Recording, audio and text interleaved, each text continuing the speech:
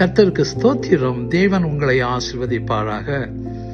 தேவனுடைய வசனம் மல்கியா 3வது அதிகாரம் 8வது வசனம்.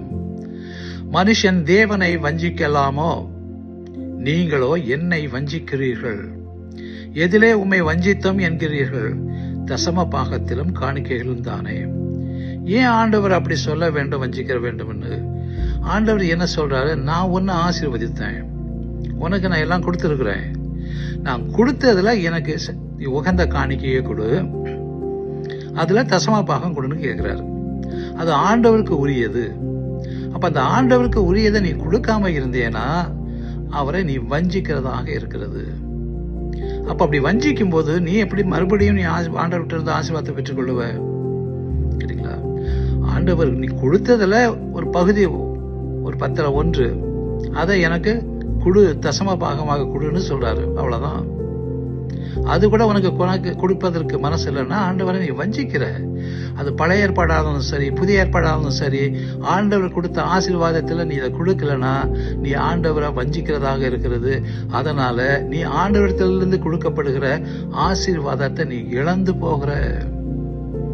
இன்னைக்கு ஜனங்கள் கொடுக்கறதுக்கு கஷ்டப்படுறாங்க. ஆனா பாத்தீங்களா, கிராமத்து ஜனங்கள் கொஞ்சம் காசு இருந்தா கூட தசம பாகம் கொடுக்கறாங்க. இன்னைக்கு நல்லா ஆசீர்வதிக்கப்பட்டிருக்காங்க. கேட்டீங்களா? சோ ஆண்டவர் வார்த்தையை பொய்யாக மாற்றி அதெல்லாம் அவசியமில்லை என்று சொல்லுகிற ஊழியக்காரனை நீ இதை எப்படி நீ சொல்ல முடியும்? புதிய ஏற்பாடுல எங்க எழுதி இருக்குது அப்படின்னு கூட சிலர் கேட்பாங்க. மத்தேயு 23:23 வாசித்து பாருங்க. ஆண்டவர் அவங்கள்ட்ட சொல்றாங்க, நீங்க எல்லாவற்றிலும் தசம பாகம் கொடுக்குறீங்க, ஆனா அதை விட மேலான காரியம் ஒண்ணு உண்டு, நீதியும் நியாயத்தையும் செய்யணும் என்று சொல்லி. ஆனாலும் அதை நீங்கள் விட்டுவிடக்கூடாது, நீ செய்து கொண்டிருக்கிற தசம பாகத்தை கொடுக்க வேண்டும் என்றுதான் இயேசு சொன்னாரே ஒழிய கொடுக்காதுன்னு சொல்லல. ஒரு பெரிய ஊழியக்காரர் பிரசங்கிக்கிறாரு, புதிய ஏற்பாட்டுல அது தடை பண்ணப்பட்டிருக்குது, அவசியமே இல்லைன்னு. ஒரு பெரிய ஊழியக்காரர். எங்கேயா எழுதி இருக்கிறது? புதிய ஏற்பாட்டு அப்படி எழுதி இருக்கிறதா? கேட்டீங்களா? சொன்னாங்களா அப்படி? யார் அப்படி அந்த அதிகாரத்தை கொடுத்தது? ஆண்டவருடைய வார்த்தைக்கு மேல நீங்க பெரிய ஊழியக்காரனா? ஆண்டவர் என்ன சொல்றாரு?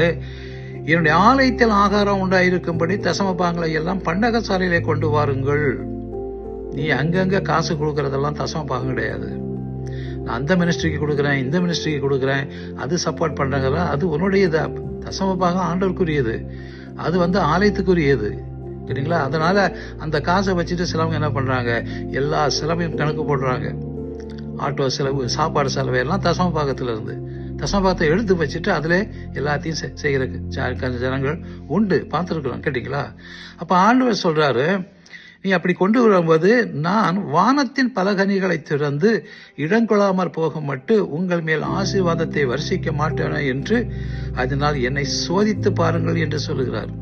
கொடுத்தா தானேயா கிடைக்கும்? ஒரு பழம் இருக்குது, நல்ல ருசியா இருக்குது, அதை பார்த்த உடனே நல்ல அழகா இருக்குது, நல்ல வாசனையா இருக்குது, அதை பறித்த சாப்பிட்டா தானே அதனுடைய ருசி தெரியும். ஆண்டவருக்கு கொடுத்து பாருங்க. நாங்கெல்லாம் அப்படிதான். ஆரம்ப காலத்துல தசம பாகம் எங்களுக்கு தெரியாது. ரட்சிக்கப்பட்டதுக்கு அப்புறம் தசம பாகம் கொடுக்க ஆரம்பிச்சோம். அதுதான் எங்களுடைய ஆசீர்வாதம். இன்றைக்கு ஆண்டவர்கிட்ட கேட்காம அவர் கொடுக்கிற தேவனாக இருக்கிறார். கேட்டீங்களா? சோ அதனால பார்த்தீர்கள் என்றால் ஆண்டவருக்கு வார்த்தைக்கு கீழ்ப்படியும் போது ஆண்டவருடைய ஆசீர்வாதத்தை பெற்றுக் கொள்ளுவீங்க. ஆண்டவர் எதுக்காக அவருக்கு என்ன தசம பாகம் வச்சு என்ன பண்ண போறாரு? காணிக்கை வச்சு என்ன பண்ண போறாரு? உங்களை எப்படி ஆசீர்வதிக்கிறது? வெறுங்கையோட நீ ஆலயத்துக்கு போனா நீ எப்படி ஆசீர்வதிக்கப்படுவ? அதுதான் சொன்னாரு மோசே கிட்ட, ஜனங்கள்ட்ட நீ காணிக்கையை கொண்டு வர சொல்லு என்று சொல்லி. ஏனென்றால் ஆண்டவர் ஆசீர்வதித்த அந்த ஜனங்களை பெருக பண்ணும்படியாக, அவர்களுக்கு ஆசீர்வாதமாக இருக்கும்படியாக அவர் அந்த காணிக்கையை கொண்டு வர சொன்னார். இன்னொரு பக்கம் காணிக்கையும் தசமாகவும் கொடுக்கும்போது நாம் தேவன வார்த்தைக்கு கீழ்ப்படுகிறோம், தேவனை கனப்படுத்துகிறோம். தேவனை கனப்படுத்தும் போது அவர் உன்னையும் கனப்படுத்துவார். தேவனை நீ ஆசீர்வதிக்கும் போது உன்னை அதிகமாக அவர் ஆசீர்வதிக்கிற தேவன். அதனால ஏதோ பாஸ்டர்மாருங்க ஏதோ சொல்லிட்டு இருக்காங்கன்னு சொல்லாதீங்க. ஆண்டவருடைய வார்த்தைக்கு கீழ்ப்படிங்க. ஆண்டவர் உங்களை ஆசீர்வதிப்பாராக.